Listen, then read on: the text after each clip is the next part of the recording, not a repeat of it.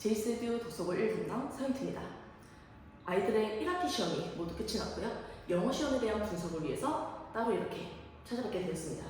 그래서 분석을 바로 한번 시작을 해보면 이번 독서고 1의 기말고사 같은 경우는 이제 크게는 3군데에서 출제가 되는데 이제 디테일하게는 네 군데에서 출제가 되었다고 볼 수 있습니다. 첫 번째로 교과서에서 8문제가 출제가 되었고요. 그런데 이제 교과서 3과와 4과에서 각각 4문제씩 출제가 되었고 3과 같은 경우는 학교 프린트에서 주어졌던 4문제를 그대로 출제하게 되었습니다. 그리고 각각의 점수가 무려 배점이 3점이었기 때문에 이제 12점을 아이들에게 기본적으로 주고 시작하는 시험이었다고 볼 수 있고요. 자, 그리고 4문제는 교과서 4과에서 출제가 되었습니다. 자, 그리고 10문제는 어법 문장이 출제가 되었고요. 자, 아이들의 이번 시험범위였던 어법 쇼츠 유닛 7에서 12 중에서 문장이 총 196문장이 출제가 되었습니다. 그 중에서도 학교 선생님이 내고자 하는 문법을 꼭 집어줬고 그 문법에 관련된 문장들에서 시험이 출제가 되었습니다. 그래서 10문장이 출제가 되었고요. 1번부터 10번까지 이제 OX를 1, 2번으로 평가하는 문제였습니다. 자, 그리고 12문제는 부교재에서 출제가 되었는데 이제 외부 지문으로서 모의고사 같은 형태의 이제 부교재 지문이었고요. 12문제가 시험범위였는데 12문제 그대로 출제가 되었습니다. 앞으로도 이 2학기에도 똑같은 추세가 진행될 거로 생각이 되기 때문에 아이들이 시험 범위의 모의고사 지문을 꼼꼼하게 준비해야겠다고 생각이 들고요. 그리고 마지막 6문제 외부 지문에서 출제가 되었습니다. 독서고 외부 지문 같은 경우는 연도를 구체적으로 딱 추정하기는 힘들지만 대략적으로 13년도에서 23년도 사이에서 출제가 되었고 이번에도 15년도와 21년도 6월 모의고사에서 출제가 되었습니다. 자, 출제 유형별 비중은 이제 모두 객관식으로 출제가 되었고요. 주제와 적용 문제가 3문제, 어휘 2문제, 순서 3문제, 문장 삽입 1문제, 내용 일치 5문제. 근데 이제 그 중에 한 문제는 좀 특이했고요. 뒤에서 한 번 더 확인해 보겠습니다. 빈칸 2문제, 요약 1문제, 해석 문제 1문제, 합의 추론 1문제, 어법 2문제, 문장 10문제. 그래서 총 36문제가 출제가 되었습니다. 36문제이기 때문에 아이들이 시간을 얼마나 효율적으로 쓰는지가 고득점의 굉장히 중요한 요소였다고 생각이 듭니다. 자, 세부적으로 난이도를 보시면 전반적으로는 이제 좀 일반적인 난이도의 문제들이 많았습니다. 그래서 노멀 난이도가 대부분이었고요. 이제 쉬운 지문도 있었는데 이제 쉬운 난이도를 설정한 이유는 내용 일치가 영어 보기가 아닌 한글 보기로 출제가 되었기 때문에 아이들이 지문 내용을 충분히 숙지했다면 그대로 보기로 풀 수 있었고요. 그 다음에 이제 문장 삽입 같은 경우도 아이들이 순서를 이제 구두 테스트를 통해서 저와 조박해서 보았기 때문에 어떤 내용적인 면을 그대로 기억을 했다면 바로 고를 수 있는 그런 문제라고 판단이 됩니다. 자, 어려웠던 문제들을 보시면 먼저 문장 중에서도 4번과 5번은 고난도였습니다. 아무래도 부정어 도치라는 고난도 문법을 사용했기 때문에 아이들이 부정어 도치를 파악하는 게 어려웠고요. 부정어 도치와 함께 내열을 사용함으로써 어순이 어떻게 바뀌어야 되는지 좀 암기가 됐어야 되는 문장이었다고 판단이 됩니다. 그리고 외부 지문 제목 난이도가 좀 어렵게 나왔고요. 보기가 좀 난이도가 있었습니다. 자, 그리고 순서 외부 지문 고난도로 출제가 되었습니다. 지문 자체가 어렵다기보다는 아이들이 기본적으로 다루지 않은 범위에 대해서 순서와 문장 삽입 문제가 나오면 좀 어려워하는 경향이 있기 때문에 그 부분이 그대로 난이도에 반영이 됐고요. 자, 그리고 부교재 내용 일치 매우 어려운 문제 26번 있었습니다. 구체적으로 어떤 게 어려웠는지는 뒤에서 자세하게 확인해 볼 예정이고요. 그리고 외부 지문의 함의 추론 고난도로 출제가 됐습니다. 그래서 고난도 문제가 총 7문제 출제가 되었기 때문에 전반적으로 중간고사보다는 훨씬 더 어려운 난이도였다라고 판단이 됩니다. 그리고 이제 어법 문제 비중이 이제 10문장이 추가가 되면서 훨씬 더 늘었기 때문에 어법이 좀 약점이었다고 생각이 되는 친구들은 사실 점수에 있어서 어법 문제가 총 대략 16점 정도를 16점 이상을 차지했기 때문에 고득점으로 가는 데 있어서 어법이 약점이었다면 조금 어렵지 않았을까라고 생각이 들고요. 자, 그리고 이제 모의고사 같은 경우는 특히 외부 지문에서 독해적인 스킬을 물어보는 문제가 많이 출제가 되었습니다. 그래서 단순히 해석으로 푼다기보다는 저와 함께 수업을 하면서 풀었던 어떤 시그널을 활용하는 문제들이 많이 출제되었다고 확인할 수 있습니다. 그래서 그런 포인트 잡을 수 있고요. 세부적으로 한번 문항 봐보겠습니다. 그래서 1번부터 10번의 어법 문장이요 출제가 되었고요. 자, 어법 쇼츠에서 총 9문장이 출제되었고 그 다음에 완전 외부 지문인데 학교 선생님 프린트와 굉장히 유사한 문장 문장이 한 문장 출제가 되었습니다.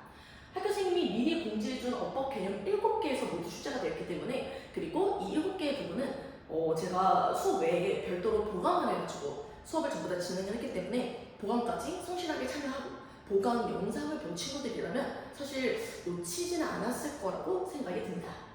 자, 그리고 이제 문제풀이 시간에 좀 영향을 줬기 때문에 만약에 본인이 이제 어법 문장을 판단하는 데 있어서 속도가 좀 느리다 라고 했으면, 만약에 1번부터 바로 풀었다면 시간을 많이 뺏겼을 거라 생각이 듭니다.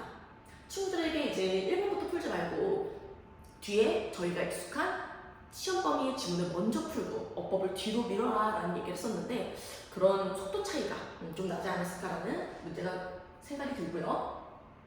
자, 그리고 이제 최고 난도로 제가 뽑는 26번 내용일치 문제였습니다.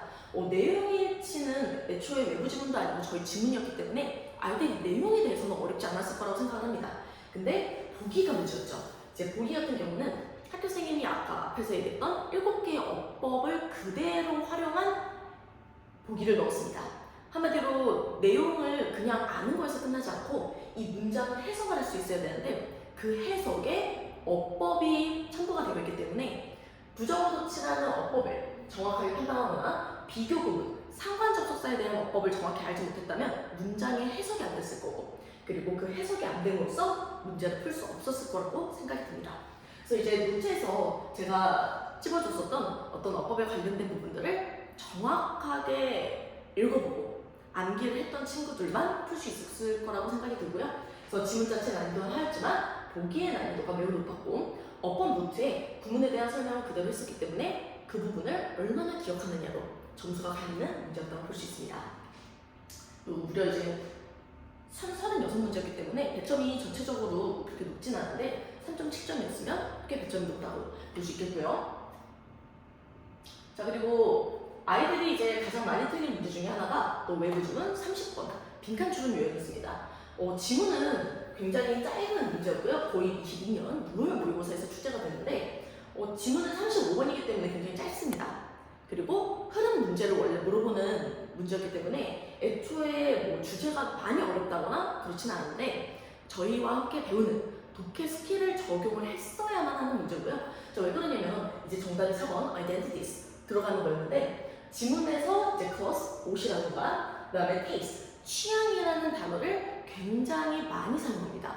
그래서 아이들이 단어를 많이 보면 그게 주제라고 착각을 할 수 있기 때문에 그 착각을 노린 함정 문제였다고 생각이 들고요. 그래서 주제는 테이스트가 여러 번 나오지만 테이스트가 아니라 옷이라는 것은 누군가를 보여주는 정체성을 보여주는 것이다 라는 주제를 찾았어야 되는 문제여서 함정 보기에 좀 많이 걸렸을 거라고 생각이 들지만 저와 함께 배운 시그널을 했어야 한다고 생각이 들고요. 그래서 모의고사 대비를 위한 독해 스킬이 얼마나 익숙한지를 확인하는 고난도 문제였다고 생각이 듭니다. 그래서 많은 친구들이 좀 이제 3번 보기에 소위 낚였기 때문에 이런 것들을 정확하게 판별하는 것이 필요할 것 같습니다. 이 독서고 선생님들은 특히 이런 함정 보기를 딱 2개 사이에서 출제하는 걸 굉장히 선호하시기 때문에 2학기에도 비슷한 문제가 나올 거라고 생각을 해야겠고요. 자, 다음으로 이제 31번 보기제 요약이었습니다. 이 문제를 이제 제가 고난도 문항 분석이라고 뽑은 이유는 사실 지문이 많이 어렵지는 않았습니다. 하지만 이 A에 있는 단어를 유추한 후에 그 단어의 동의어를 찾는 문제였다고 볼 수 있고요. 그래서 이제 A에 들어가는 말이 물리적으로 이제 크로스서클에 대한 증거가 존재하지 않는다. 그래서 증거라는 단어를 찾았어야 되고, 그 증거라는 단어가 evidence라고 노트에 정확하게 언급을 해드렸고요. 그 evidence의 동의어인 proof를 고르는 문제였고요. 그리고 B의 경우는 이제 두 번째 의견에서 사람들의 관심을 필요로 한다. 그래서 attention이라는 단어가 나왔는데 이 attention의 동의어인 publicity 찾는 문제였고요. 요약 파이널에 사실 제가 정확하게 동의어를 써놨기 때문에 요약 파이널을 풀었던 걸 이제 저희가 시험 전 월요일에 풀었죠. 그래서 월요일에 풀었던 것을 기억하는 친구들은 아마 익숙했을 거라고 생각이 듭니다. 그래서 사실 이제 저와 함께한 독서고 친구들은 이 문제를 꼭 맞았으면 하는 바람이 있고요. 자, 그 다음으로 36번 이제 중간고사에도 나왔던 유형이죠. 대화문 속에 들어가는 어휘 문제였습니다. 그래서 제가 이 문제를 내용일치 문제라고 분류를 해놓긴 했으나 사실 대화문이라는 내용 속에서 한글로 뭐가 들어가야 되는지 판단하고 그 단어에 대한 어휘 빈칸이었다고 보시면 되겠습니다. 그래서 이제 어휘를 물어보는데 이제 지문 속의 내용을 패러프레이징을 했기 때문에 한글 전체적인 내용을 이해하는 게 필요했고요. 그래서 A에서 productive의 동의어인 efficiency 고르는 거였는데 노트에 정확하게, 시험에도 정확하게 여러 번 반복했기 때문에 A는 고르기 쉬웠을 거라고 생각을 하고요.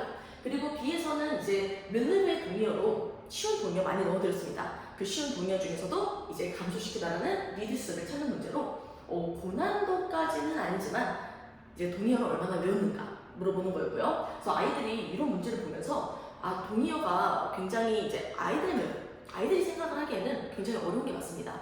그리고 좀 유난히 저와 함께하는 이제 제가 만든 동의어 시험이 더 어려운 것도 사실이고요. 하지만 그 동의어 시험을 했을 때 안에 있는 단어들 전부 다 암기할 수 있었다는 점을 꼭 기억해두면 좀 좋을 것 같습니다. 그래서 이제 아이들이 단어가 얼마나 중요한지를 좀 지속적으로 강조를 하고 있고 학부모님들께서도 좀 단어의 중요성을 이해해 주시면 좋을 것 같습니다. 자, 그래서 이제 정리를 총평을 하자면 시험 범위 부기제가 12질문이었고 모두 출제가 되었기 때문에 또 그리고 저희가 총 3번의 복습을 부규제에서 했습니다. 그래서 아이들이 저희 지문의 경우는 좀 어휘가 아니었다면 무난하게 따라왔을 거라 생각이 들고요. 자, 그리고 이제 외부 지문 같은 경우는 6문제였지만 이제 독해적 스킬이 필요해서 외부 지문이 고난도. 그다음에 중간에 있는 교과서 같은 경우는 상관은 아까 말씀드렸다시피 4문제를 학교에서 똑같이 출제를 했고요. 그리고 4번 같은 경우는 어법 순서 내용 어휘 4문제가 출제가 되었는데 수업 시간에 교과서에서 제가 정확하게 저 유형들 나올 거라고 아이들에게 말씀을 드렸었죠. 그래서 이제 학생들이 저와 함께해서 이제 제가 강조하는 부분들을 정확히 이해했다면 아마 좀 더 유념을 하고 기억을 해서 잘 풀 수 있지 않았을까 생각이 듭니다. 그래서 이제 각 부분들을 다 총합을 했을 때 중간고사에 비해 조금 더 높아진 중상 난이도 시험이라고 보이고요. 조금 더 쉬울 거라고 학교 선생님들은 계속 말씀을 하셨지만 사실 항상 독서고는 기말고사가 조금 더 어렵습니다. 중간고사를 봐보고 생각보다 이제 1등급 컷이 중요하다기보다는 전체적인 평균이 학교 선생님들이 생각하기에 조금 낮은 편이고요. 그것을 끌어올리기 위해서 12점을 깔았지만 지문 자체의 난이도 상승 그리고 유형이 바뀌면서 어법이 가미되다 보니 전체적으로 좀 더 어렵게 출제가 됐습니다. 그래서 이제 아이들의 약점을 이제 대비를 할 거고요. 그래서 이제 친구들이 저에게 틀린 문제를 모두 보내줬는데 틀린 문항을 통해서 중간고사에 배부되었던 것과 똑같은 이제 레포트가 배부가 될 거고요. 레포트를 기반해서 저와 1대1 상담 진행하게 될 거고 그리고 이제 약점 대비를 설명을 드리면 2학기는 이제 2트랙으로 구성이 됩니다. 첫 번째 트랙은 이제 2학기에 외부 지문인 모의고사를 대비할 겁니다. 이번에도 외부 지문이 저희가 대비했던 곳에서 많이 출제가 되었기 때문에 2학기에 된 것을 미리 좀 들어갈 겁니다. 수업 시간에도 저희가 수업을 해보면 외부 지문 수업을 할 때 아이들이 그 외부 지문에 대해서 여전히 어려워하는 경우가 많기 때문에 그거에 대한 적응도를 높이는 것을 훈련할 거고요. 그래서 이제 제가 지문의 핵심 내용들을 이해할 수 있도록 구성한 자체 교재로 활용해서 이제 9월 11월 문제 익숙함을 높이기 위한 훈련 시작할 겁니다. 자, 그리고 두 번째 트랙은 이제 약점 유형 대비라고 이름을 붙였는데 사실상 고난도 대비라고 볼 수 있습니다. 앞으로 이 이제 학생들은 정시와 수시 비중이 거의 비슷하게 진행이 될 거기 때문에 정시를 놓칠 수가 없습니다. 그 얘기는 이제 아이들이 1학년 때 1학년 걸 하는 거 당연히 중요하지만 예습이 되지 않는다면 사실 수능 난이도를 따라가기 힘들기 때문에 좀 고난도 유형에 대한 빈순사 대비할 거고요. 그래서 문제가 어렵습니다. 다만 어려운 것만 하고 있으면 아이들이 2시간 반 동안 굉장히 지쳐하기 때문에 거기에 어법을 조금 가미해서 구문 독해를 할 생각입니다. 그래서 어법과 이제 약점 유형 대비가 동시에 이루어진다고 생각해 주시면 되겠고 이 부분에 대해서도 2가지 책이 자체 교재로 배부가 될 예정입니다. 그래서 아이들이 좀 더 이제 모의고사에 집중한 이제 여름방학이 될 거고요. 이제 만약에 어법이 좀 많이 약하다 싶으면 사실 이 기본 커리큘럼 외에도 기초를 점검하는 이제 특강이 2개가 열릴 계획입니다. 그래서 이제 기본 시그널 캠프 이제 2기가 열릴 예정인데 저와 함께한 지금 이 독서물 친구들은 작년에 여름방학에 저와 1기 시그널 캠프를 들은 친구들도 있기 때문에 사실 시그널 캠프를 재수강할 필요는 없고요. 모의고사 같은 경우는 저희의 수업에 집중하는 게 조금 더 중요할 거라고 생각이 듭니다. 그리고 다만 별도로 이제 구조 분석과 기초 어법을 점검하는 센텐스 캠프를 열 예정입니다. 그래서 이제 자세한 사항은 이제 영상이 첨부된 블로그 링크에 들어가시면 있을 텐데, 그래서 기초를 점검해야겠다 싶으면 특강을 듣는 것도 하나의 방법이 될 수 있고요. 근데 특강을 꼭 듣지 않더라도 제가 기본 수업 시간에 아이들이 어법과 모의고사 둘 다 잡을 수 있도록 조금 구성을 다채롭게 해놨습니다. 그래서 여름방학이 저희는 이제 시험 끝나고 7월부터 바로 여름방학 커리큘럼으로 들어가기 때문에 학원 기준으로 2달 정도의 시간이 있게 되고요. 그래서 저희는 이 8주의 시간 동안 2학기를 조금 더 꼼꼼하게 대비하고, 그 다음에 이번 시험에 대부분의 친구들이 점수가 많이 향상이 됐습니다. 3분의 2 정도가 중간고사보다 성적이 향상됐는데, 시험 난이도가 어려워진 거를 이제 감안을 했을 때 좋은 결과라고 생각이 들고요. 하지만 2학기까지 합산해서 1등급을 좀 더 안전하게 받기 위해서는 물론 대비할 게 더 많다고 생각이 듭니다. 그래서 이런 대비들을 좀 더 잘할 수 있는 여름방학 커리큘럼을 구성할 예정이기 때문에 좀 많은 관심 가져주시면 감사할 것 같고요. 아이들 1학기 시험 정말 덕소고 같은 경우는 사실 꼼꼼함을 요구하는 시험들이기 때문에 정말 많이 지쳤을 겁니다. 그래서 아이들을 좀 많이 격려해 주시면 좋을 것 같고, 시험이 끝난 후에 일주일 잠깐 쉬었다가 다시 시작할 2학기 과정 좀 잘 대비할 수 있도록 많이 격려해 주시면 감사할 것 같습니다. 감사합니다.